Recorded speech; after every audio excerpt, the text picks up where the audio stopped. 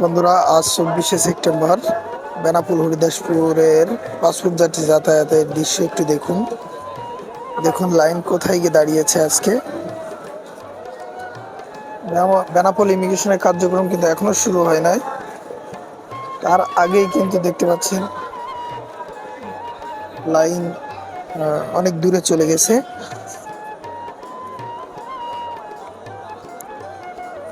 তো দুর্গাপূজা উপলক্ষে কিন্তু প্রচুর পরিমাণ পাসপোর্ট যাত্রী যাতায়াত করছে গত কিছুদিন ধরে, এবং আজকেও কিন্তু অনেক পাসপোর্ট যাত্রীর চাপ।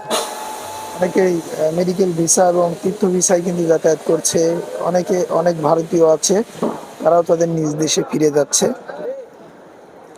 সব মিলিয়ে